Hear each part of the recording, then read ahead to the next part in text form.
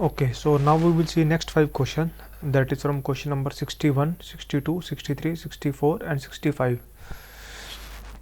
and all this question related to the GCP PD exam, that is the professional data engineer exam. Okay, let's read. Question number 61. Your analytics team wants to build a simple statistical model to determine which customers are most likely to work with your company again, based on your few different metrics.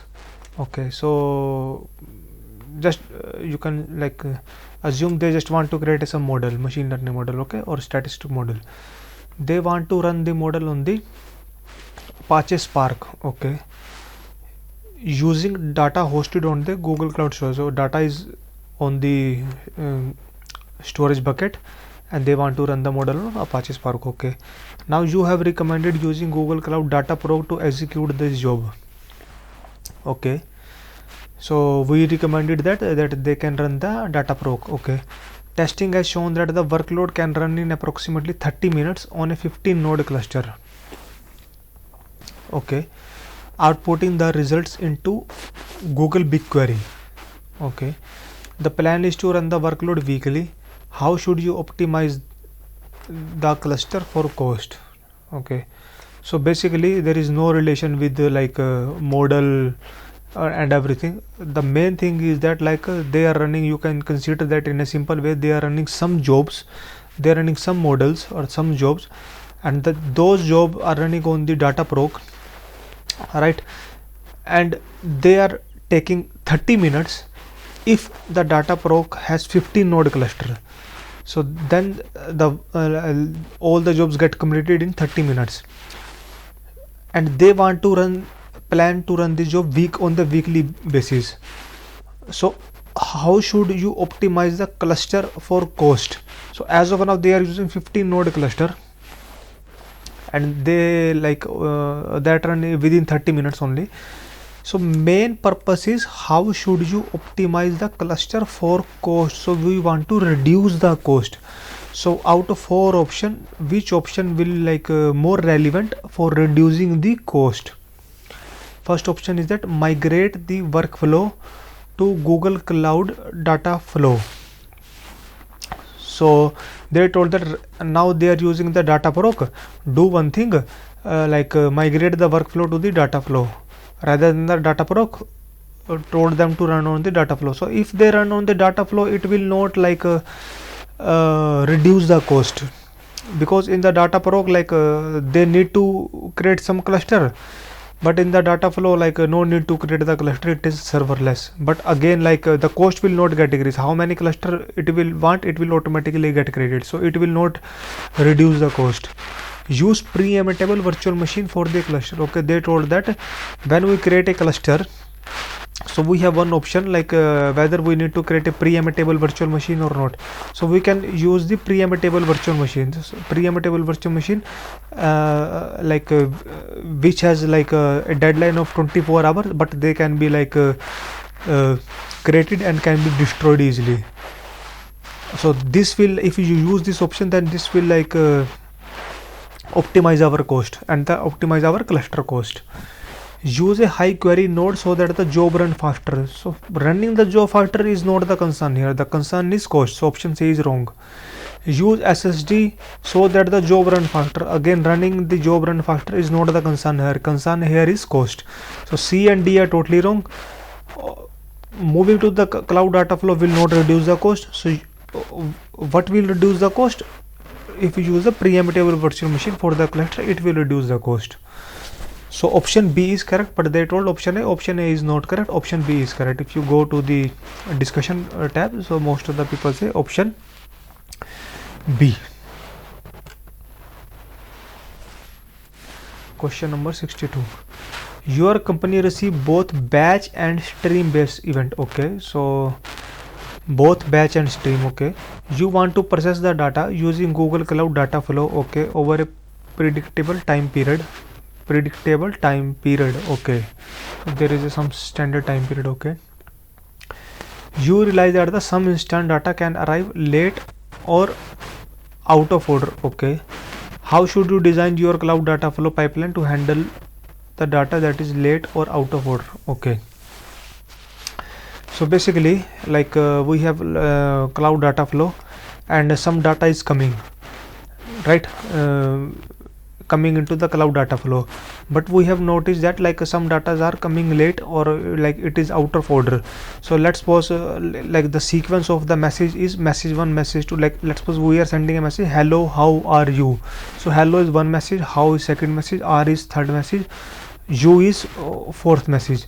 But when they arrive, so hello reach okay on time at first, then the next message should be how, but the next message reach it is r, then the third message reach is u, and the last is reached as how r. So like because of like maybe network issue or maybe some another issue, they are arriving, some messages are arriving late or maybe out of order, so they are not on the particular order. So how we will like handle like this scenario, that is the out of order scenario? So we have 4 options, we need to select only one option. Set a single global window to capture all the data. So they told that okay, do one thing, create a single window and capture all the data. So if we capture all the data, how we will like know which data came earlier, or what is the correct order, right? Creating a single global window and capturing everything there will not sort our like the current issue. Or it is like think that okay, there is a one window, there is a one box, so hello messages came there, how message came there, r message came there, u message came there, all the message read there, but what is the correct order we don't know. So option A is wrong. Set sliding window to capture all the lag data. So they told that okay, select the sliding window. Sliding window concept like we will use so that if any data is coming late, so we can use the concept of the sliding window. But what about the out of the order?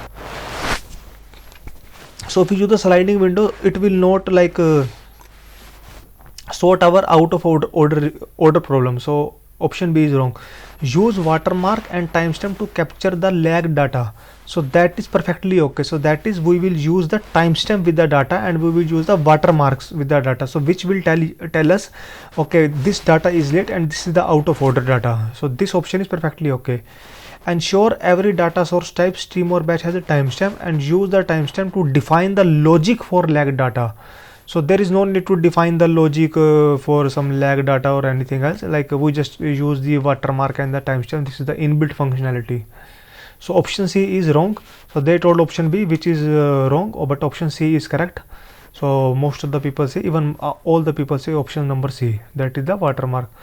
And let me show you.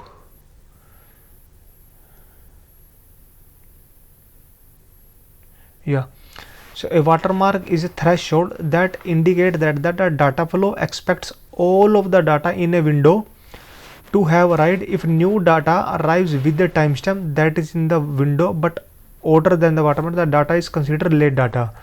So generally like arrive in time order. So to sort this issue, like whether the data is late or what is the order of the data, we generally use the watermark and the timestamp. So option number C is correct. Question number 63. So you have some data, okay. So data is like drawn in the form of graph, okay. There are 2 dimensions, x and y, okay.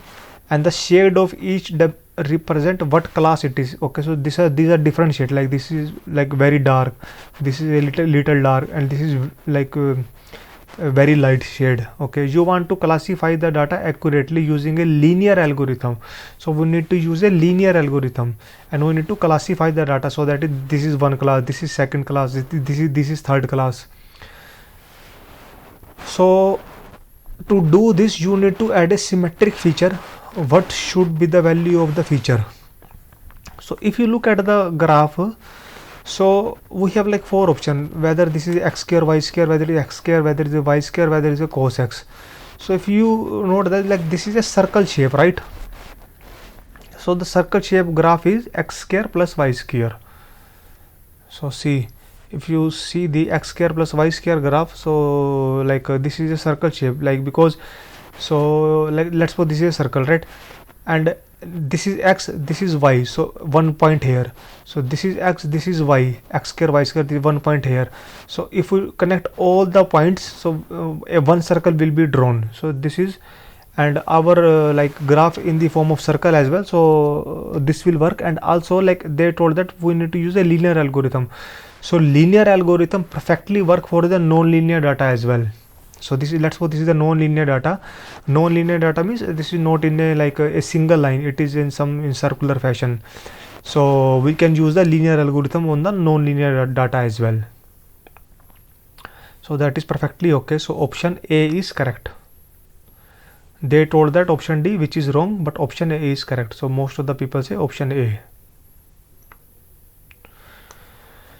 Question number 64. You are integrating one of your internal IT application and Google BigQuery so that user can query BigQuery from the application interface. Okay, so they told that we have one application and we want to interact that application to the Google BigQuery.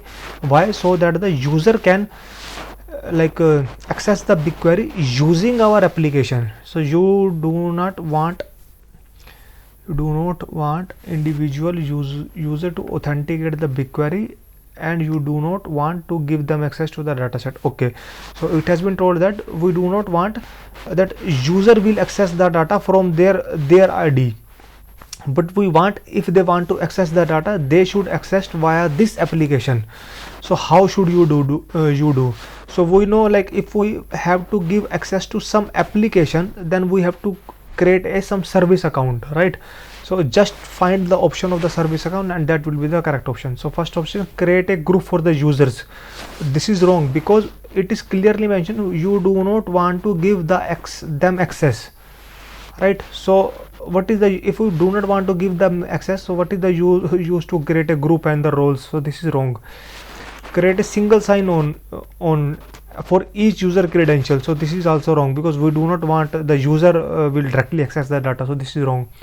Create a service account and the grant data set access to the account. So this is perfectly okay because we want application should access the BigQuery. So if you want application access the query, so we will create a service account and we will like use that particular service account in our application code. Second thing is that like create a dummy user and share that user ID and password with the team. So this is again also wrong. So option number C is correct and most of the people say option number C. Question number 65. You are building a data pipeline on Google Cloud. Okay, one pipeline we are creating on Google Cloud. You need to prepare a data using a casual method for machine learning process. Okay, so we have created a pipeline and using that pipeline we are like preparing some data and that data will be used for the machine learning process. Okay, you want to support a logistic regression model. Okay, so we are preparing data for one of the model.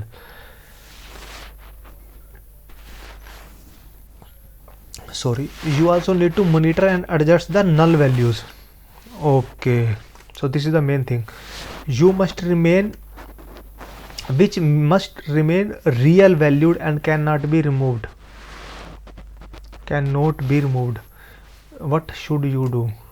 Okay, so they told that we have some data line and the data line will like prepare the data, and as part of the data line we need to prepare the data, and as part of the preparation we need to process some data, and as part of the processing we need to adjust some null values. That's because we know in the actual data we have some null values. So what we will do, so if you look at the 4 option and if you read the line, convert all the null values to none, convert all the null values to 0, convert all the null values to none, convert all the null values to 0. So we can easily eliminate option number A and option number C because the machine learning models works on the numeric data. So if we want to convert the null value, so we can convert to 0 rather than the null. So nulls or none none is a string, right? NONE. So we don't want string, we want null values, that is 0. So option A is wrong, option C is wrong. So now we have 2 options left, that is one is B and one is D.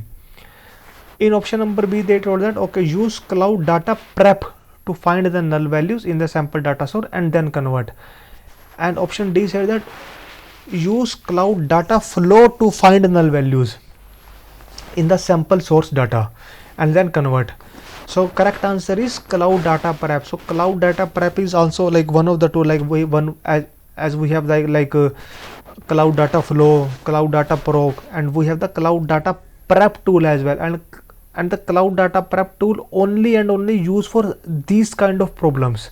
So if you see cloud data prep, so cloud data prep is an intelligent data service for visualizing, exploring, cleaning and preparing structured and unstructured data for analysis reporting. So data preparation tool is basically used to like prepare the data, to clean the data, right, for the analysis purpose, for the reporting purpose, for the machine learning model purposes. So here we need to do this only. So rather than the cloud data flow, we will prefer cloud data prep. So this is the correct answer, option number B. So they told option number C, which is wrong, but option number B is correct answer. Yeah, that's the end of the video.